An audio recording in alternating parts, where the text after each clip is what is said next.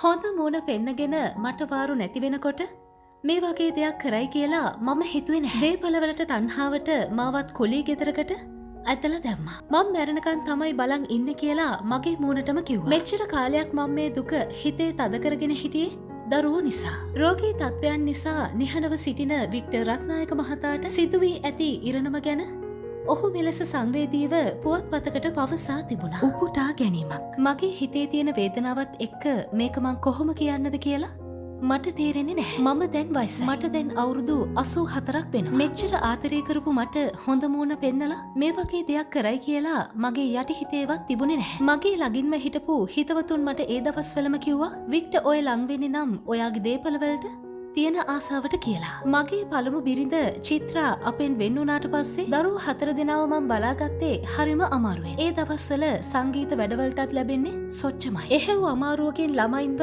ලොකු කරපු මට ළමයි හැමෝම වෙනස්කම් කළා. කියන්නත් දුකයි. මට මහරෑ මගේම හිටපු ගෙදරත් අතෑරලා පාරට බහින්න සිද්ධ වුණා ළමයින්ගේ වෙනස්කම් නිසා. එයාලා ඒ සේරම වෙනස්කම් කළේ මගේ දේපලවලට තියෙන ආසාව නිසා. පස්සේ වෙනම ගයක් කුලියට අරගෙන එයාලගෙන් ඈත් වෙලා තමයි මම ජීවත් වුණේ. මගේ ජීවිතේ වාසනාවකට තමයි හෂිනිවත් මට මුණ ගැහුණේ. අතපය වාරු නැති කාලේ එයා මාව බලාගන්නේ බිරිඳකටත් වඩා දුවෙක් තාත්තා කෙනෙක්ව බලා ගන්නවා වගේ ආදරෙන් සෙනෙහසින්. මට වෙනස්කම් කරපු දරුවෝ සේරම දැන් මගේ හෂිනිට විරුද්ධව තැන් තැන්වල එක කතා ගොතනවා. මං දන්නවා මම මැරෙනකන් තමයි එයාලා දැන් බලන් ඉන්නේ. ඒත් මම වැටෙන්නේ නැහැ. මගේ බිරිඳ හෂිනිට ගොතන කිසිම කටකතාවකට මමයි හෂිනි සැලෙන්නේ නැහැ.